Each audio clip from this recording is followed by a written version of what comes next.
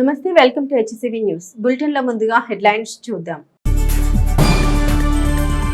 సచివాలయ సిబ్బంది ప్రజలకు ప్రభుత్వానికి మధ్య వారధి వలె ప్రజలకు దగ్గరగా మరింత మెరుగైన సేవ చేయాలి.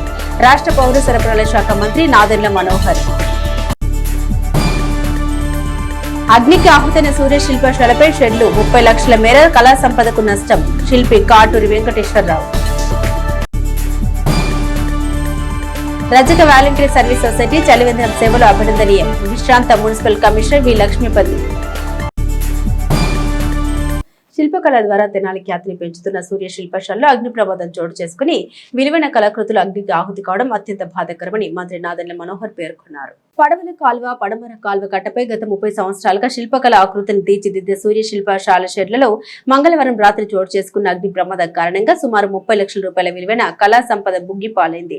మొత్తం 3 షెడ్లుగా ఉన్న శిల్పశాలలో 2 షెడ్లు పూర్తిగా దగ్ధమయ్యాయి. ఈ క్రమంలో విషయం తెలుసుకున్న రాష్ట్ర మంత్రివర్యులు నాదెండ్ల మనోహర్ బుధవారం అగ్ని ప్రమాదం జరిగిన సూర్య శిల్పశాలకు వెళ్లి పరిశీలించారు. జరిగిన నష్టాన్ని శిల్పులు కాటూరు వెంకటేశ్వరరావు, కాటూరు రవిచంద్ర మంత్రివర్యులకు వివరించారు. మంత్రి నాదెండ్ల మనోహర్ మీడియాతో మాట్లాడారు. అత్యంత బాధాకరమని శిల్పకళ ద్వారా తెనాలి ఖ్యాతిని ఇనుమడింపజేస్తున్న కాటూరు కుటుంబ సభ్యులకు తీరని నష్టం జరిగిందన్న భావన వ్యక్తం చేశారు.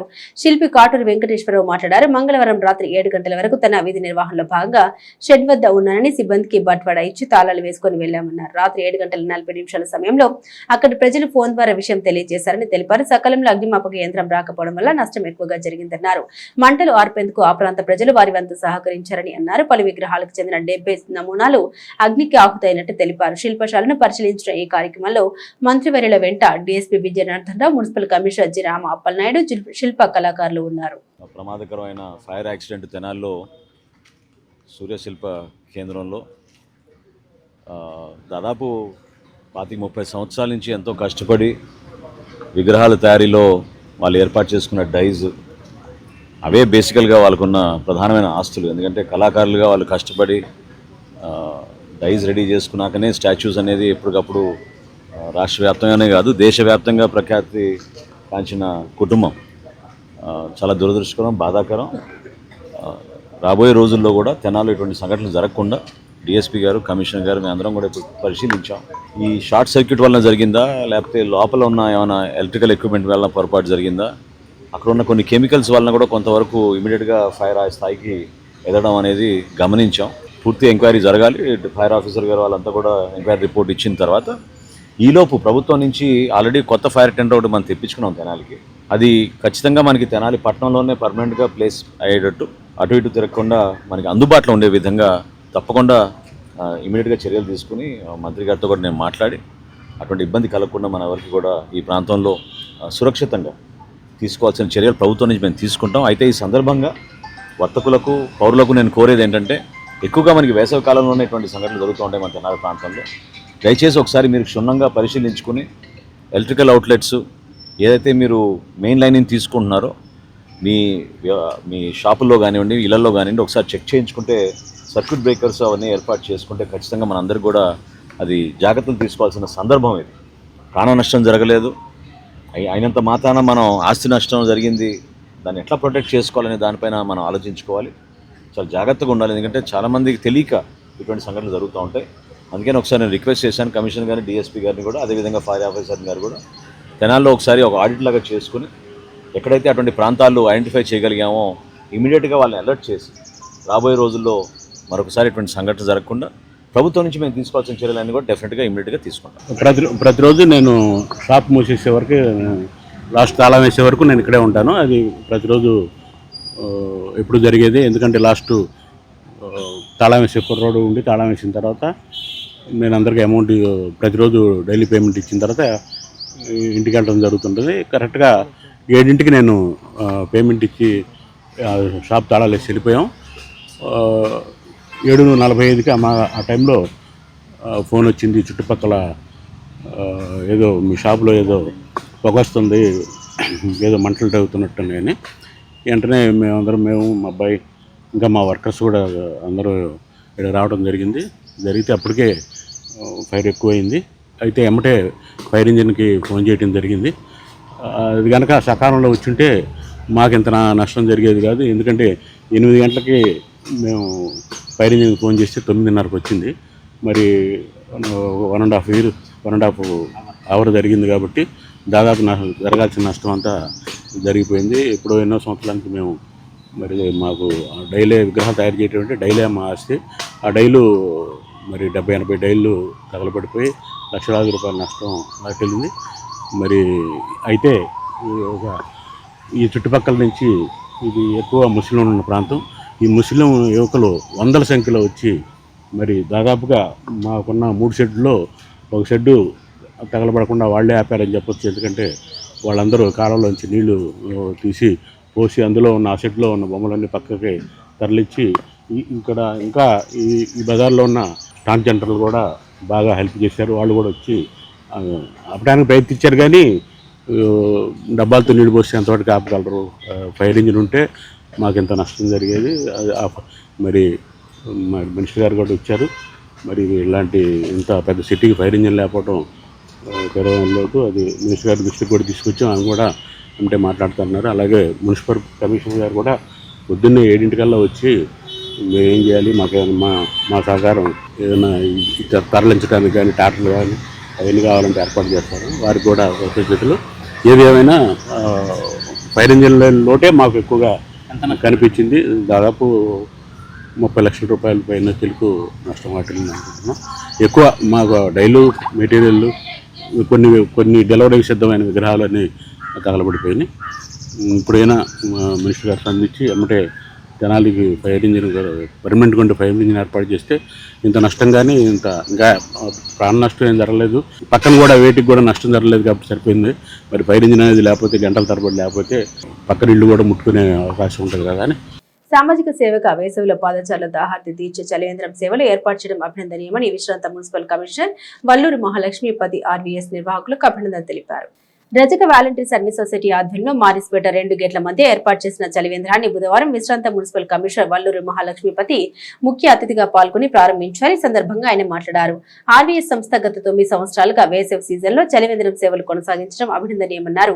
ప్రారంభం సందర్భంగా మజ్జిగ పంపిణీ చేశారు. 24వ వార్డు మాజీ కౌన్సిలర్ పెదలంక లక్ష్మి లావణ్య, 38వ వార్డు మాజీ కౌన్సిలర్ వీర్లపాటి విజయలక్ష్మి, వీర్లపాటి మురళీకృష్ణ, ఆర్వీఎస్ పోతర్లంక ప్రసాద్, అల్లూరు శ్రీనివాస్, మోపిదేవి శ్రీనివాస్, పెద్దలంక వెంకటేశ్వరరావు, నాంచరయ్య, శివ నాగేశ్వరరావులు పాల్గొనగా మొదటి రోజు మజ్జిగ, రక్షిత మంచినీరు, పణిదపు దుర్గాప్రసాద్ వితరణతో పంపిణీ చేశారు.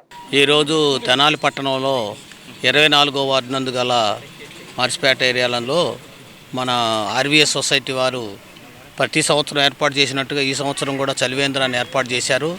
దానికి 2 మున్సిపల్ కౌన్సిలర్స్ కూడా రావడం జరిగింది. వారికి మరియు ఇక్కడ విచ్చేసిన వారందరూ కూడా ధన్యవాదాలు తెలియజేస్తూ ఉన్నాను. ఇప్పుడు ఇటీవల రాష్ట్ర వ్యాప్తంగా మరియు మన జిల్లా వ్యాప్తంగా అధిక ఉష్ణోగ్రతలు నమోదవటం అనేది మనం గమనిస్తూ ఉన్నాం. దీనిలో భాగంగా ప్రజలు చాలా అప్రమత్తంగా ఉండాల్సిన అవసరం కూడా ఉంది. దీనివల్ల ఇమీడియట్లీగా వచ్చేటటువంటి ప్రజలకు కలిగే నష్టాలను మనం భర్తీ చేయడం కోసం వెంటనే చలివేంద్రాల ద్వారా మజ్జిగలు, వాటర్ వగైరా సప్లై చేయటం వల్ల ప్రజలు చాలా ఎండ తీవ్రత నుంచి కాపాడుకోబడుతూ ఉన్నారు. కాబట్టి ఇట్లాంటి కార్యక్రమం ఏర్పాటు చేసినందుకు ముఖ్యంగా రజక ఆర్వీఎస్ సొసైటీ వారికి కూడా ప్రత్యేకంగా కృతజ్ఞత తెలియజేస్తూ ఉన్నాం. ప్రజలు కూడా ఈ వేసవిని తట్టుకోవడం కోసం 11 గంటల నుండి ఇంటి వద్దే ఉండి వాళ్ళు జాగ్రత్తలు తీసుకొని వాళ్ళు హ్యాపీగా ఉండాలని కోరుకుంటూ ఉన్నాను.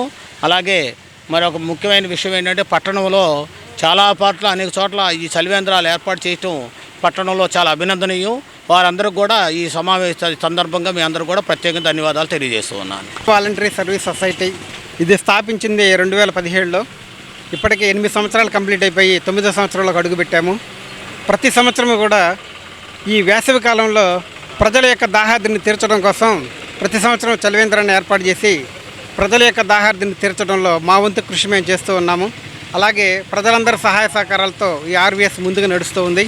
భవిష్యత్తులో కూడా మేము ఇలాంటి కార్యక్రమాలు అనేకం నిర్వహించాలని చెప్పేసి కోరుకుంటూ సెలవు తీసుకున్నాం. రజక వాలంటీర్ సర్వీస్ సొసైటీ 2017లో స్థాపించి కమ్యూనిటీ పరంగా ప్రతి సంవత్సరము ప్రభుత్వ పాఠశాలలో చదివినటువంటి విద్యార్థులందరికీ ఉపకార వేతనాలు అందిస్తూ సామాజిక సేవా కార్యక్రమంలో భాగంగా పట్టణంలో వేసవి దాహార్తిని తీర్చడం నిమిత్తం మారిస్పేట 2 గేట్ల మధ్యన చలివేంద్రం గత 9 సంవత్సరాల నుంచి నిర్వహించడం జరుగుతూ ఉంది. ఈ చలివేంద్రంలో మరి పట్టణ ప్రజలు ఈ వేసవి దాహార్తి నిమిత్తం మరి మజ్జిగ, మంచినీళ్ళు ఇవన్నీ అందించడం జరుగుతుంది. అలాగే రేపు జూన్ 14వ తారీఖున మరి కమ్యూనిటీలోని ప్రభుత్వ పాఠశాల యందు ఉత్తీర్ణులైనటువంటి విద్యార్థులకి ఉపకార వేతనాలు రామకృష్ణ కవి కళాక్షేత్రంలో ప్రోగ్రాం జరుగుతుంది. మరి ఈ కార్యక్రమాన్ని కూడా విజయవంతం చేయాలని కోరుకుంటూ సెలవు. నార్చెట్టి సాయి గోపి జన్మదినోత్సవం పురస్కరించుకుని మజ్జిగ పంపిణీ చేయడం అభినందనీయమని తెలుగుదేశం పార్టీ పట్టణ బీసీసీఎల్ నాయకులు పనిదెబ్బ దుర్గా ప్రసాద్ పేర్కొన్నారు. స్థానిక మున్సిపల్ కూరగాయల మార్కెట్ సెంటర్లో గల చలివేంద్రంలో బుధవారం సామాజిక సేవ అభిలాషి నార్చెట్టి సాయి గోపి జన్మదినోత్సవం సందర్భంగా అక్బర్ ఫ్రెండ్స్ సర్కిల్ ఆధ్వర్యంలో ఏర్పాటు చేసిన మజ్జిగ పంపిణీ కార్యక్రమాన్ని టీడీపీ బీసీసీఎల్ నాయకులు పనిదెబ్బ దుర్గా ప్రసాద్ ప్రారంభించి నిర్వాహకుల సేవ దృక్పథాన్ని ప్రశంసించారు. ఈ కార్యక్రమంలో అక్బర్ మిత్ర మండలి రాజా, నాని, ఓంకార్ తదితరులు పాల్గొన్నారు. నార్చెట్టి సాయి గోపీచంద్ గారి పుట్టినరోజు సందర్భంగా వారి మిత్రమండలి అయినటువంటి అక్బర్ గారు ఆధ్వర్యంలో ప్రజల యొక్క దారిది తీర్చడానికి మరి మండు వేసవిలో ప్రజలందరికీ కూడా చల్లని మంచినీరు, మజ్జిగ పంపిణీ చేయాలని సదుద్దేశంతో ఈరోజు స్థానిక మార్కెట్ సెంటర్ నందు వారు ప్రజలకు సేవా కార్యక్రమంలో భాగంగా మజ్జిగ పంపిణీ కార్యక్రమం అనేది చేయటం అనేది చాలా ఆనందదాయకము. మరి సాయి గోపి గారు ఇలాంటి పుట్టినరోజులు మరిన్ని జరుపుకుంటూ ప్రజలకు కూడా సమాకాలిత పాటిస్తూ సమాజంలో ప్రజలందరికీ కూడా ఇలాంటి సేవా కార్యక్రమాలు మరిన్ని వారి మిత్రమండలి ఆధ్వర్యంలో చేయాలని ఆకాంక్షిస్తూ, అదేవిధంగా అక్బర్ గారికి మరి సాయి గోపి గారికి మరి ఇలాంటి సేవా కార్యక్రమాలు చేస్తున్నందుకు కూడా వారందరికీ ధన్యవాదాలు తెలియజేసుకుంటూ సెలవు తీసుకుంటాం. ప్రజలకు ప్రభుత్వానికి మధ్య బలమైన వారధిలా సచివాలయ వ్యవస్థ పనిచేయాల్సిన అవసరం మెండుగా ఉందని రాష్ట్రంలో తెనాలి నియోజకవర్గ సచివాలయ వ్యవస్థ ప్రథమంలో ఉండడం పట్ల రాష్ట్ర పౌర సరఫరాల శాఖ మంత్రి నాదెండ్ల మనోహర్ సచివాలయ సిబ్బందిని అభినందించారు. స్థానిక కొత్తపేటలోని రామకృష్ణ కవి కళాక్షేత్రంలో బుధవారం పురపాలక సంఘం పెన్షన్ పంపిణీ దారులైన సచివాలయ ఉద్యోగులతో ఆత్మీయ సమావేశం మంత్రి నాదెండ్ల మనోహర్ అధ్యక్షతన నిర్వహించారు. ఈ సందర్భంగా మంత్రి నాదెండ్ల మనోహర్ తమ సుదీర్ఘ ఉపన్యాసంలో సచివాలయ సిబ్బందిని అభినందిస్తూ మరింత మెరుగైన పనితీరు పెంపొందించుకునేలా మెరుగైన సూచనలు చేశారు. రానున్న రోజుల్లో తెనాలి నియోజకవర్గంలో చోటు చేసుకునే మార్పులను ప్రస్తావించారు. 40 వార్డులున్న పట్టణం 52 వార్డులకు విస్తరించనుందని తెలిపారు. విద్య, వైద్యం, మౌలిక వసతులు, ప్రజల అవసరాలు ప్రజలకు దగ్గరగా వెళ్లి తెలుసుకునే అవకాశం సచివాలయ సిబ్బందికి ఉందన్నారు. ఆ దిశగా వారి విధి నిర్వహణలో ఎటువంటి మార్పులు అవసరమో వివరించారు. సచివాలయ వ్యవస్థ పనితీరు బాగున్నా కూడా మున్సిపల్ గ్రీవెన్స్ లో 74 ఆర్జీలు వచ్చాయని, అన్ని రాకూడదని పలు అంశాలని సచివాలయ సిబ్బంది ఎలా మలుచుకోవాలో వివరించారు. ప్రజలకు ప్రశ్నించే అవసరం రాకుండా పనితీరు మార్చుకోవాలన్నారు. ఈ ఆత్మీయ సమావేశంలో DSP B Janardhan Rao, municipal commissioner G Ram Appalanaidu, tahsildar KV Gopalakrishna, MPDO Attula Deepthi వారి శాఖపరమైన అంశాలను ప్రస్తావిస్తూ ప్రజలకు చేరువవుతున్న సేవల్ని వివరించారు. ఈ క్రమంలో నియోజకవర్గంలోని యానిమేటర్లకు ప్రభుత్వ పరంగా సెల్ ఫోన్లు మంత్రి మనోహర్ చేతుల మీదుగా అందించారు. కానీ ఒక తెనాలి నియోజకవర్గంలోనే 35,000 పెన్షన్లు ప్రతి నెల మనం ఎక్కడ లేని విధంగా పర్ఫెక్ట్గా చేసుకుంటూ టైమ్లీగా మనం పూర్తి చేసుకున్నామంటే మనస్ఫూర్తిగా మిమ్మల్ని అందరినీ కూడా నేను అభినందిస్తున్నాను. రాష్ట్రంలో ఆ విధంగా గుర్తింపు వచ్చినందుకు మనకి వార్డులో ఉన్న మహిళా పోలీసు, అక్కడున్న కార్యదర్శులు, మీరందరూ కూడా ఒక 3-4 అంశాలపైన దయచేసి మీరు శ్రద్ధ చూపించండి. ఎవరైనా కొత్త అవుట్సైడర్స్ వచ్చి మన ప్రాంతంలో నివసిస్తున్నారా? వాళ్ళు ఏమైనా అసాంఘిక కార్యక్రమాల్లో నిర్వహిస్తున్నారా? వాళ్ళకి ఎటువంటి బ్యాక్గ్రౌండ్స్ ఉన్నాయి? ఏమైనా స్థానికంగా వాళ్ళు ఘర్షణల కోసం వాళ్ళు ఎదురు చూస్తున్నారా? కావాలని కొంతమంది రెచ్చగొట్టే విధంగా కొంతమంది బిహేవ్ చేస్తున్నారా? మహిళల పైన ప్రత్యేకంగా ఎవరైనా టీజింగ్ చేస్తున్నా, లేకపోతే డొమెస్టిక్ వైలెన్స్ పెరిగినా, ఇవి చెప్పగలిగేది మీరే. చాలామంది పాపం వచ్చి చెప్పుకోలేరు, పోలీస్ స్టేషన్కి వచ్చి చెప్పుకోలేరు, మా దగ్గరికి వచ్చి చెప్పుకోలేరు. కానీ మీరు ఎప్పుడైతే డోర్ టు డోర్ కార్యక్రమం పెట్టుకుంటారో, ఎప్పుడైతే మీరు వాళ్ళ పేరు పెట్టి పిలవగలుగుతారో, మీరు ఎప్పుడైతే వాళ్ళని కలవగలుగుతారో, మీరున్నారని ఒక నమ్మకం వాళ్ళలో ఉంటుందో, ఖచ్చితంగా వాళ్ళు వచ్చి మీతో షేర్ చేసుకుంటారు. ఈ సమస్య ఉంది, మాకు కొంచెం హెల్ప్ చేయండి అని. అది మనం నివారించాలి. అది దానికోసమే మనం ఒక అండగా నిలబడడానికి కోసమే మనం అనేక కార్యక్రమాలు చేపడుతూ ఉన్నాం. శానిటేషన్లో కూడా మనం రాష్ట్రంలో 5వ స్థానంలో ఉన్నాం. ఇంకా బాగా అవ్వాలి. నేను కమిషనర్ గారిని అయితే కోరుతున్నాను, నంబర్ 1 స్థానానికి ఇమీడియట్గా వెళ్ళాలి మనం. అది ఎందుకు అంటున్నానంటే, భారతదేశంలో మొట్టమొదటిసారి మనం ప్రవేశపెట్టిన పొడి చెత్త కార్యక్రమం తెనాల్లోనే ప్రారంభించాం మనం. ఆ రోజు నుంచి ఈ రోజు వరకు ఇతర మున్సిపాలిటీస్ వచ్చి మన దగ్గర చూసి నేర్చుకున్నాయి తప్ప, అందరికన్నా ముందు మనం ఒక ఫోకస్డ్ విధానంలో మనం తడి చెత్త పొడి చెత్త కార్యక్రమం ఆ రోజు నుంచి మనం గార్బేజ్ కలెక్షన్ తీసుకుంటూ వస్తున్నాం. చాలా జాగ్రత్తగా తల్లి పిల్లల హాస్పిటల్ కూడా గతంలో నేను శాసనసభాపతిగా ఉన్నప్పుడు 25 కోట్ల రూపాయలతోటి తల్లి పిల్లల హాస్పిటల్ కూడా నిర్మాణం చేసి మన బిడ్డల కోసం, మన పిల్లల కోసం, మన ప్రాంత వాసుల కోసం ఆ కార్యక్రమం చేస్తున్నాం. మీరు వాటి గురించి తెలుసుకోవాలి. త్వరలోనే మనం ఇంకొక 30 కోట్ల రూపాయలతోటి ట్రామా సెంటర్ కూడా మనం సిద్ధం చేసుకుంటున్నాం. 30 crores. రీసెంట్గా ఆయుష్ హాస్పిటల్ కూడా మనకి శాంక్షన్ అయింది ఒక 20 కోట్ల రూపాయలతోటి. మున్సిపాలిటీ ఈరోజు 40 వార్డుల నుంచి 52 వార్డులకు మనం పెంచబోతున్నాం. 52 వార్డుల ద్వారా మనం ప్రజలకు అందించాల్సిన సౌకర్యాలు, సేవలు మరింత పెరిగే విధంగా మనం ప్లాన్ చేసుకోవాలి. దానికి మీరు సిద్ధంగా ఉండాలి. ప్రజలు మనల్ని ప్రశ్నించకన్నా ముందే మనమే స్పందించి ఈ కార్యక్రమాలు చేసుకుంటూ ముందుకు వెళ్ళాలి.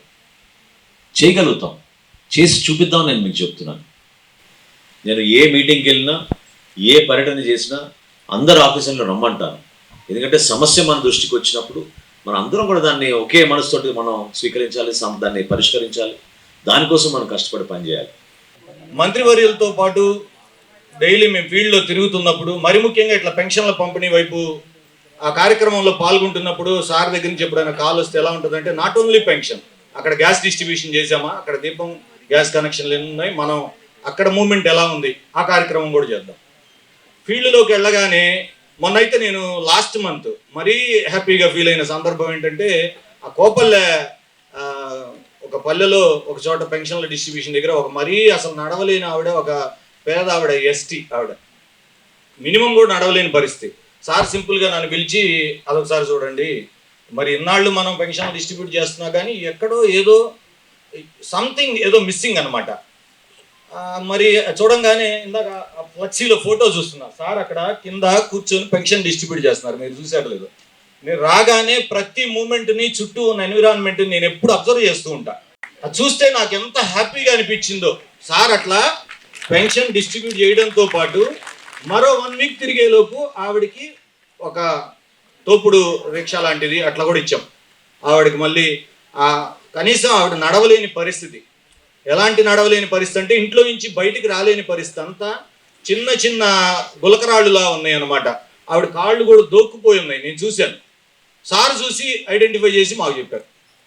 అంటే రోజు మనం చేసే ఉద్యోగ జీవితంలో మన కళ్ళుండి కూడా మన ఎదురుగుండా ఉన్న బ్రెయిన్ క్యాచ్ చేయట్లా, నాకు అది అనిపిస్తుంది.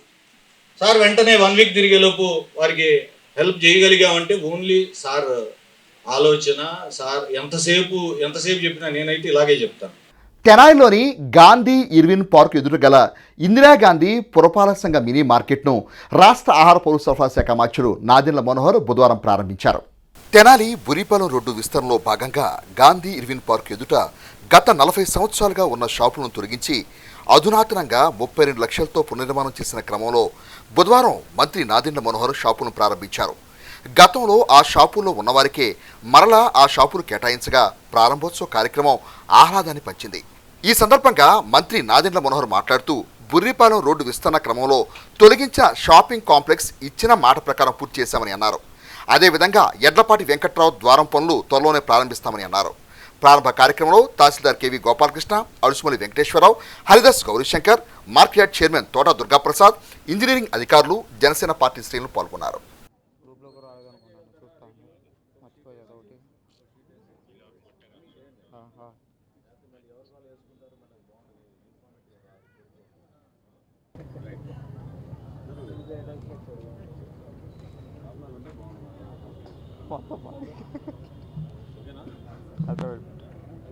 వేసవి సెలవుల్లో విద్యార్థులకు ఆధ్యాత్మిక చింతన కలిగే విధంగా తెనాలి రామలింగేశ్వరపేటలో వేయించేసి ఉన్న శ్రీ దుర్గా పార్వతీ సమేత శ్రీ రామలింగేశ్వర స్వామివారి ఆలయ ప్రాంగణం ముందు నిర్వహిస్తున్న ఆధ్యాత్మిక శిక్షణ తరగతులను పెనుగొండ వాసవిపీఠం పీఠాధిపతులు శ్రీ ప్రజ్ఞానంద సరస్వతి స్వామీజీ సమక్షంలో ప్రారంభించారు.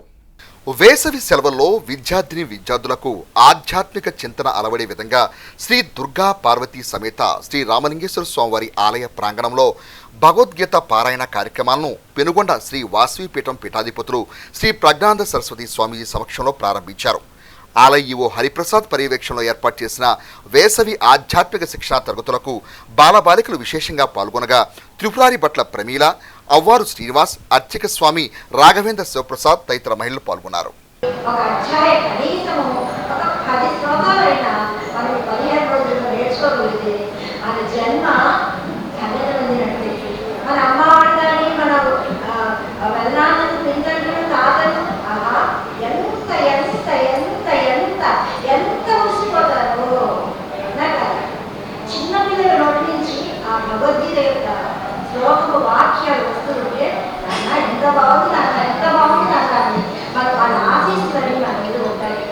ద్వితీయ తిరుపతిగా బాసిల్లుతున్న తెనాల్లో వేయించేసి ఉన్న శ్రీ లక్ష్మీ పద్మావతి సమేత శ్రీ వెంకటేశ్వర స్వామివారి వైకుంఠపుర దేవస్థానం నందు స్వామివారి వార్షిక బ్రహ్మోత్సవాలు ఘనంగా ముగిశాయి. తెనాలి వైకుంఠపురంలో వేయించేసి ఉన్న శ్రీ లక్ష్మీ పద్మావతి సమేత శ్రీ వెంకటేశ్వర స్వామివారి 54వ వార్షిక బ్రహ్మోత్సవాలు ఈ నెల 6వ తేదీన ఘనంగా ప్రారంభం. 9వ తేదీన వైభవంగా స్వామివారి కళ్యాణ మహోత్సవం నిర్వహించారు. వార్షిక బ్రహ్మోత్సవాలు ముగింపుగా మంగళవారం సేవ నిర్వహించారు. ఈ సందర్భంగా ఆలయ సహాయ కమిషనర్ వి అనుపమ మీడియాతో మాట్లాడుతూ స్వామివారి వార్షిక బ్రహ్మోత్సవాల్లో చేపట్టిన కార్యక్రమాల గురించి వివరించారు. ఆలయ అర్చకులు ఆర్ఎస్ గౌతమ్ మాట్లాడుతూ వైకుంఠపురం దేవస్థానం ఆవిర్భావ ప్రాధాన్యత వివరించారు. స్వామివారి ఏకాంత సేవను విశేష అలంకారంతో నిర్వహించారు. భక్తులు భక్తిమీర కార్యక్రమాన్ని తిలకించారు.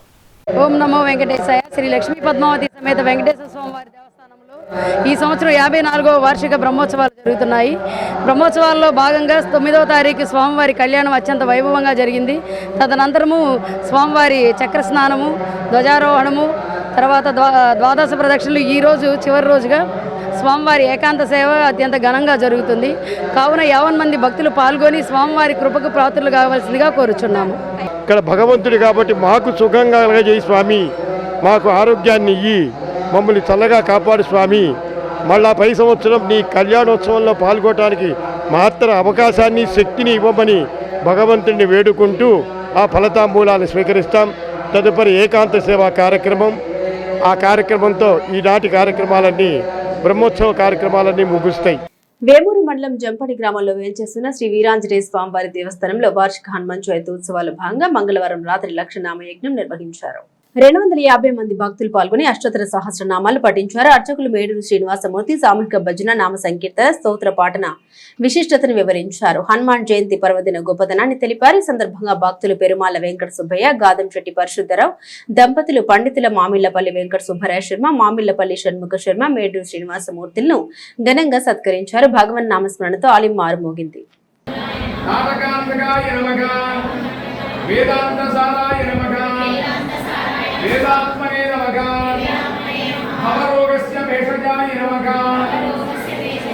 బులెటిన్ ముగించే ముందు హెడ్లైన్స్ మరోసారి. సచివాలయ సిబ్బంది ప్రజలకు, ప్రభుత్వానికి మధ్య వారధి వలె ప్రజలకు దగ్గరగా మరింత మెరుగైన సేవ చేయాలి. రాష్ట్ర పౌర సరఫరాల శాఖ మంత్రి నాదెండ్ల మనోహర్. అగ్నికి ఆహుతైన సూర్య శిల్పశాలపై షెడ్లు, 30 లక్షల మేర కళా సంపదకు నష్టం. శిల్పి కాటూరి వెంకటేశ్వరరావు. రజక వాలంటరీ సర్వీస్ సొసైటీ చలివేంద్రం సేవలు అభినందనీయం. విశ్రాంత మున్సిపల్ కమిషనర్ వి లక్ష్మీపతి. ఇవి బులెటిన్ అప్డేట్స్. మరిన్ని అప్డేట్స్ కోసం చూస్తూనే ఉండండి HCV న్యూస్.